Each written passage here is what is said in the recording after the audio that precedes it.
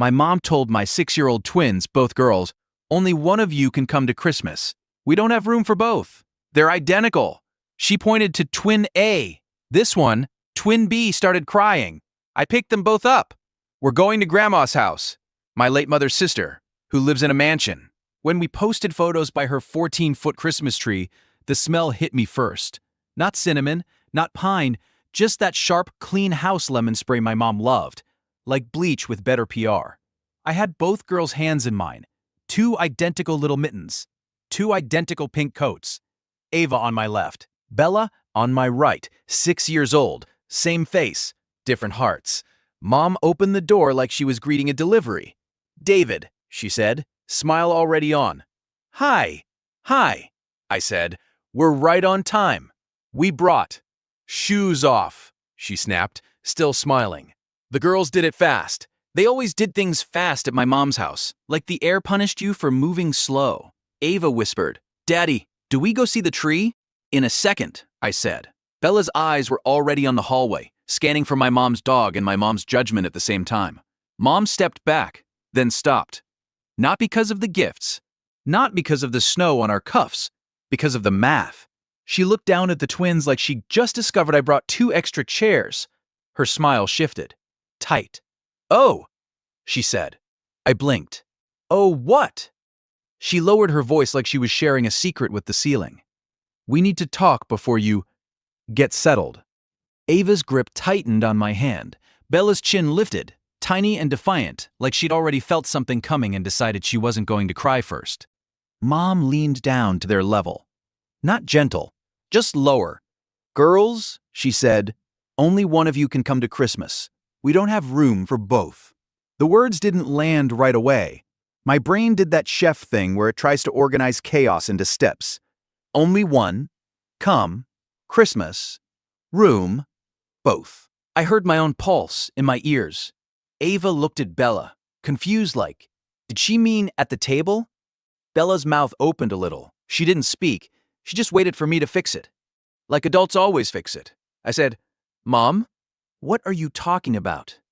Mom sighed, irritated like I'd asked her to repeat a coupon policy. "You're living in my house right now," she said, "and I'm hosting. I'm not running a daycare.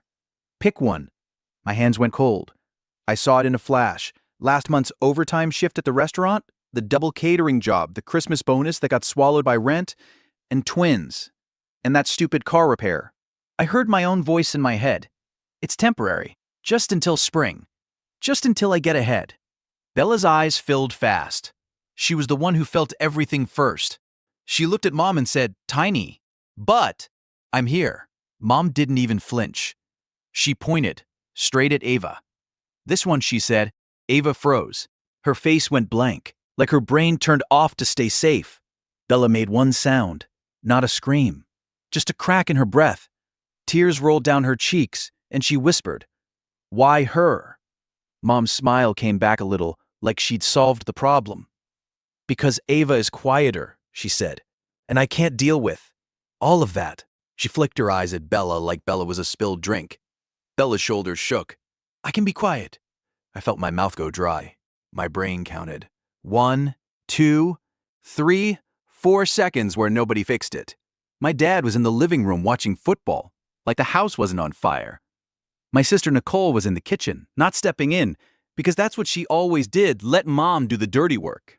Bella started crying harder. Ava's lip trembled, but she stayed silent, terrified of losing her spot. Mom looked at me, impatient. "Well," she said, "David, don't make a scene." I didn't scream. I bent down, scooped up both girls, one on each hip, and stood up so fast my back protested. I looked at my mom and said, very calm, "We're going to Grandma's house." Mom blinked. "Who?" "My mom's sister," I said. "Aunt Lorraine." The kitchen went quiet for real. Nicole's head snapped up like I'd said a swear word. Mom's face changed. "Don't be dramatic." Bella's wet cheek pressed into my neck. She whispered, "The nice grandma?" "Yeah," I said, kissing her hair. "The nice one." Mom stepped forward, hand out, like she could stop me with a gesture. "David," she said, voice sharp now, "you are not dragging my grandchildren to—" They're my kids, I said. And you just picked one like we were ordering off a menu. Mom's face hardened. I'm trying to make things work. For who? I asked. She didn't answer. I walked out. Boots half on. Gifts half forgotten. Both girls wrapped around me like I was the only safe thing in the world. Behind me, Mom called, "Don't you embarrass me." I didn't turn around. I just said, "You already did. I'm David, 34, head chef at a downtown restaurant in Columbus, Ohio. Not a celebrity chef, not a TV guy. The kind of chef who comes home smelling like garlic and fryer oil and still has to pack school lunches. My twins were born 6 years ago on June 3rd. Ava came first. Bella came 90 seconds later and screamed like she was offended by oxygen. Their mom, Kelsey, left when they were 8 months old. Not a dramatic scene, just a note and a block number. No child support, no visits. The court papers are in a folder I don't open unless I need to remember reality. So it's been me learning how to braid hair from YouTube. Me learning which twin likes strawberries cut in halves and which one refuses unless they're hearts. Me carrying 2 tiny bodies upstairs after double shifts. And me moving back into my childhood home last spring because rent went up again, and my restaurant cut hours during renovations. Mom said, "Of course, family helps." That's her favorite line. Family helps. It means family controls. The first week we moved in, she made a house rules list and taped it to the fridge. No noise after 8 p.m., no snacks in the living room, no toys in the hallway, no messy projects without permission. No friends over without notice, and at the bottom, in her neat handwriting, gratitude is expected. I swallowed it because my girls needed stability, because I needed time to save for a new place, because I told myself, temporary. It wasn't. Incident 1, September 12th. I came home from a late shift. It was 10:37 p.m. The girls were supposed to be asleep. Instead, I heard quiet sniffing from the bedroom. I opened the door and saw both twins sitting on the floor, cross-legged, backs against the bed, holding their stuffed bunnies like shields. Ava whispered, "Daddy." Bella's eyes were red. Grandma said we're too loud. It was off. Their room was dark. "Why is it dark?" I asked. Ava pointed at the hallway. "Grandma took the light." I walked out and found it on the top shelf in the linen closet. Mom had taken their nightlight because, in her words, they don't need baby stuff. I stood in the kitchen, holding a plastic moon-shaped light like it was evidence. Mom came out in her robe, annoyed. "You're waking everyone," she hissed. "You took their nightlight," I said. "They'll survive," she said. "You coddle them." Bella was standing behind me, barefoot, listening. Her shoulders hunched like she was trying to disappear. That was the first time I saw it. My kid learning to shrink. Incident 2, October 3rd. Parent-teacher conference day. I couldn't get off work, so Mom offered. "Let me," she said. "You're always busy. I can handle it." That evening, she handed me the conference sheet like a performance review. "Ava is doing great," she said. "Bella is emotional. The teacher said she cries easily." I frowned.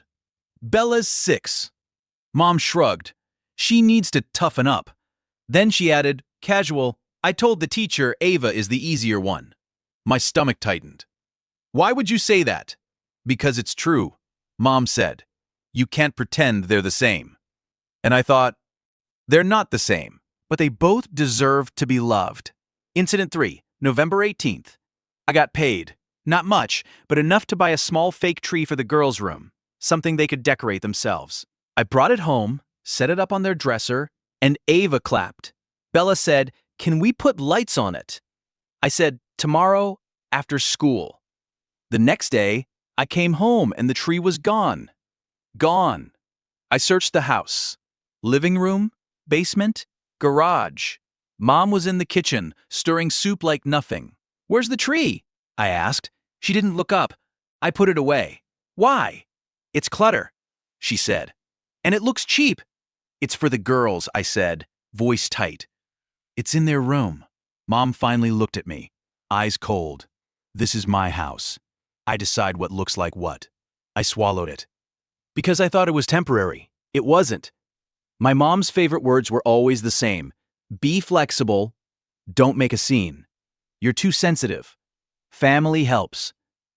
And every time, I got a little quieter, a little more careful, until Christmas, when she finally said out loud what she'd been practicing for months. Only one. I drove through snow with both girls in the back seat, still crying in hiccupy bursts. Ava kept whispering, "Did I do bad?" Bella kept whispering, "Did Grandma not want me?" My hands were locked on the wheel. My jaw hurt from holding my voice steady. "No," I said. "You didn't do anything." Ava's voice cracked. "She picked me."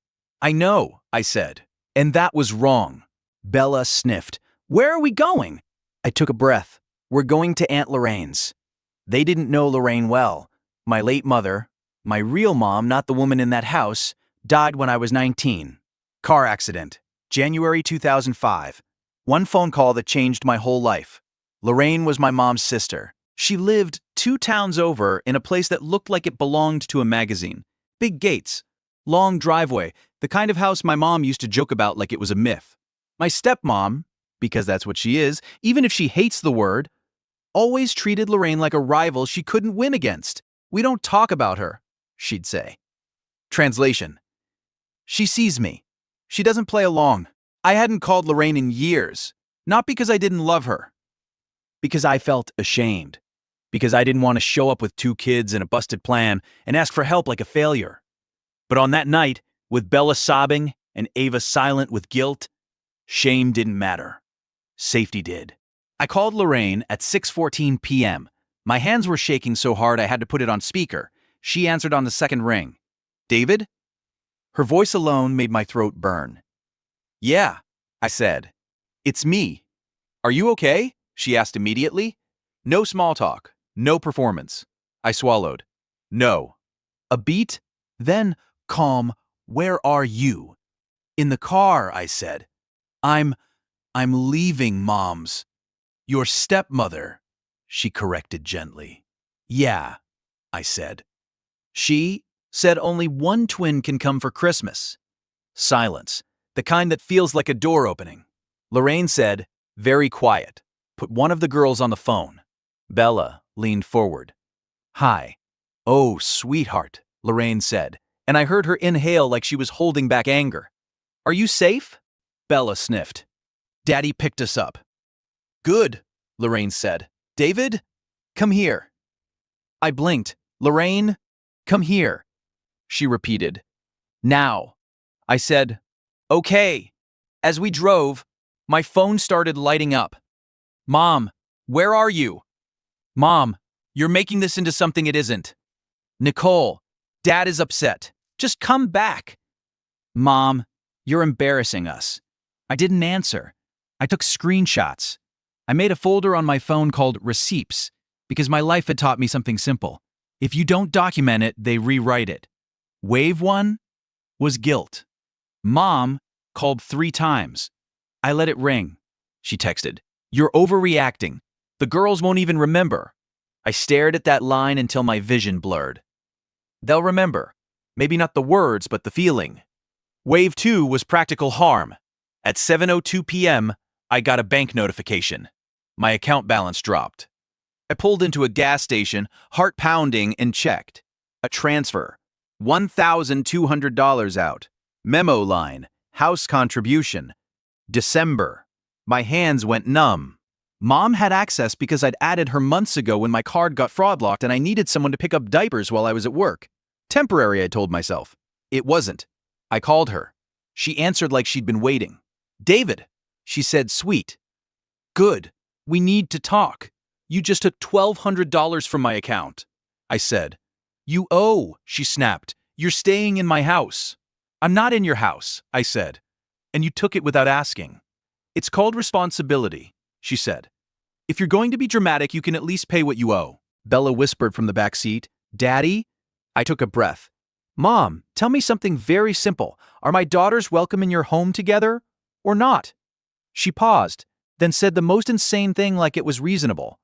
"I can take Ava for the night," she said. "Bella can stay with you somewhere else." "That's fair." My vision tunneled. My brain counted again. 1, 2, 3. I said no. Mom sighed like I was difficult. "You're ruining Christmas." "No," I said.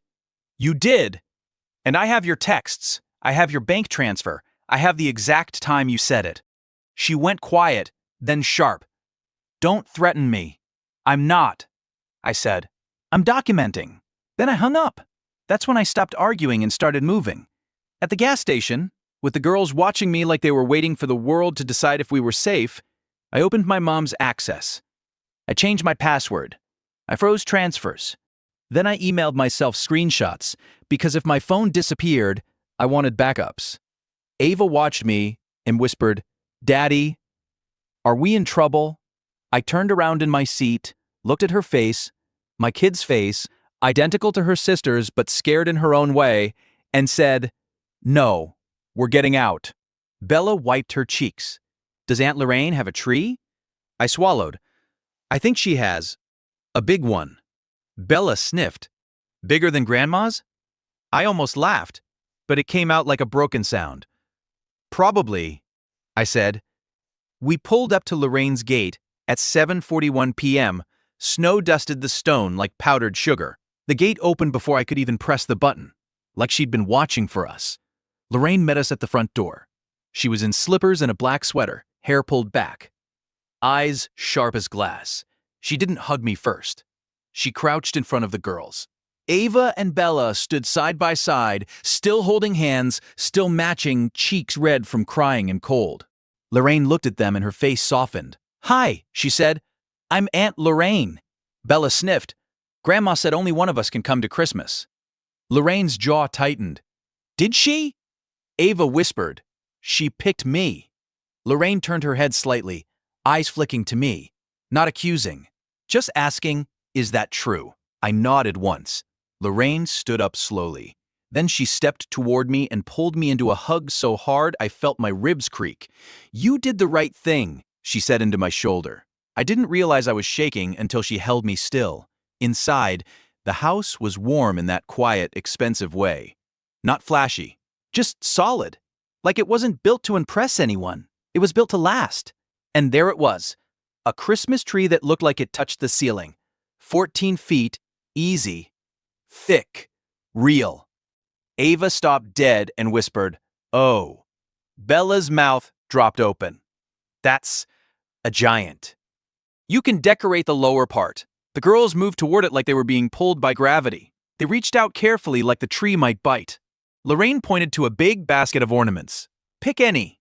Bella grabbed a glittery snowflake. Ava picked a tiny wooden cookie. They were quiet, but it wasn't fear quiet. It was awe. Lorraine led me to her kitchen. Marble counters, soft lighting, the smell of something rich simmering. She poured me coffee without asking. Then she said, "Tell me everything. Exact words. Exact time." So I did. I told her. 5:58 p.m., the door, the lemon spray smell, Mom's finger pointing at Ava, Bella crying. I told her. The texts, the transfer, the memo line. Lorraine didn't interrupt. She just listened, eyes narrowing with each sentence. When I finished, she said, "Okay." She made one call. "Hi," she said, voice calm. "This is Lorraine Hart. I need an emergency appointment with family council, tonight if possible, tomorrow morning at the latest." She listened, nodded once, and said, "Yes, 2 minor children involved, potential financial abuse. I have documentation." "Lorraine," she held up a hand. "David, breathe." I did.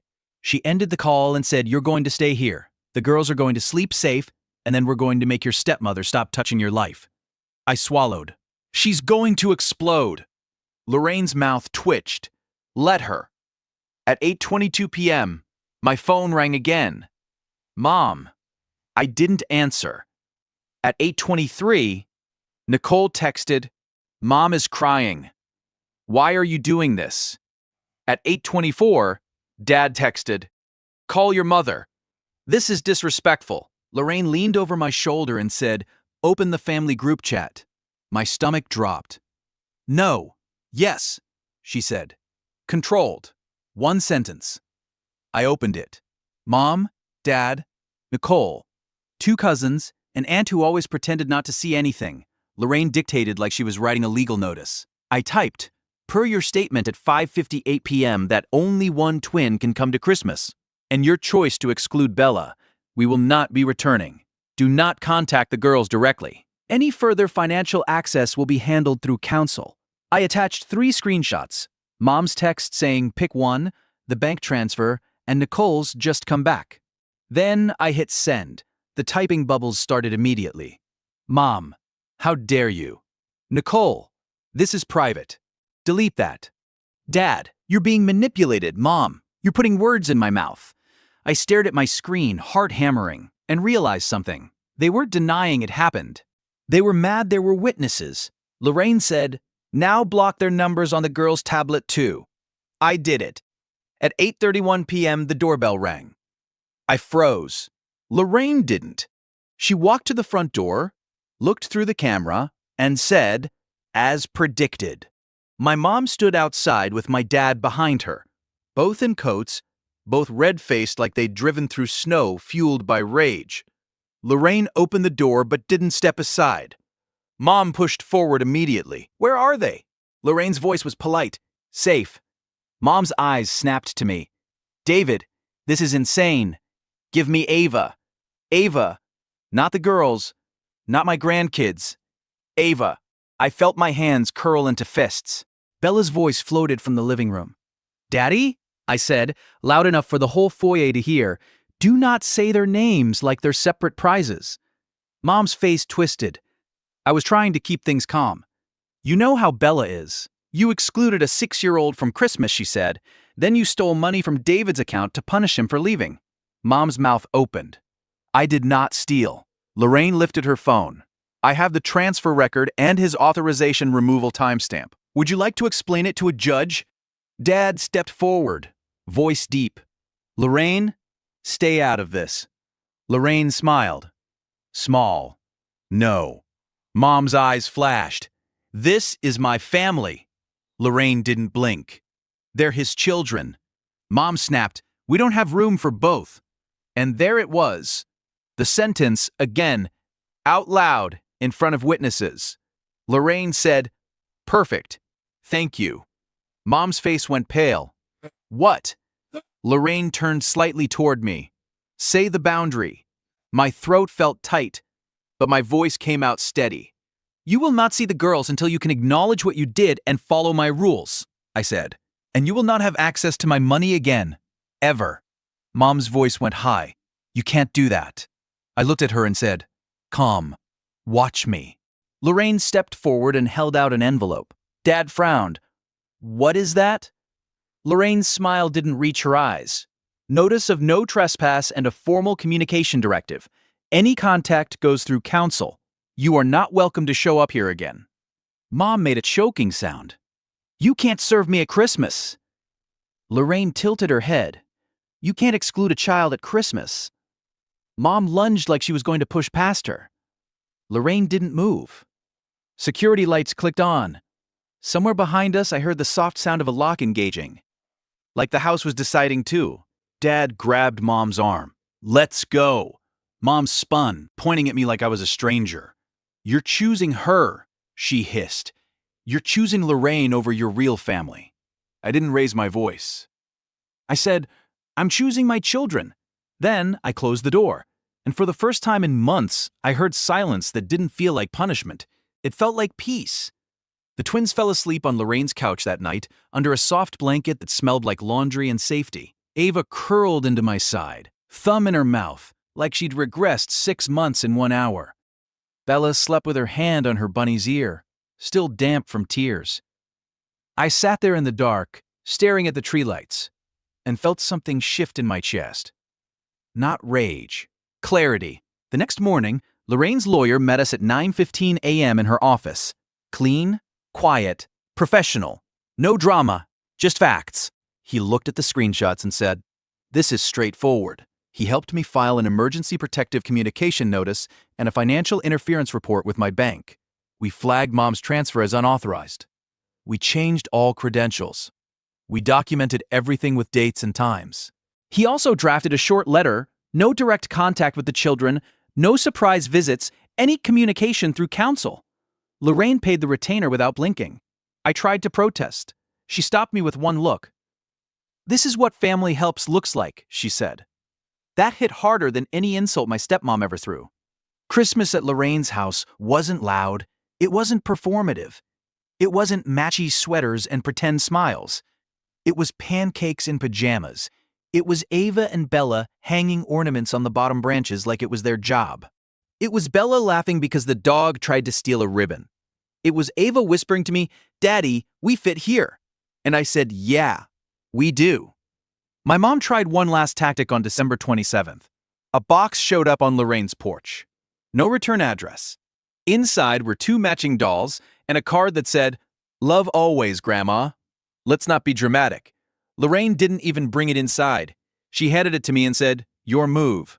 I took a photo of the card, added it to the receipts folder, and then I texted my lawyer one sentence: unsolicited contact attempt.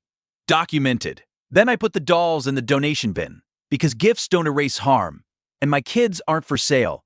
A week later, Nicole called from a blocked number. I answered because I'm still learning. She said, "Mom is devastated. She says you turned Lorraine against her."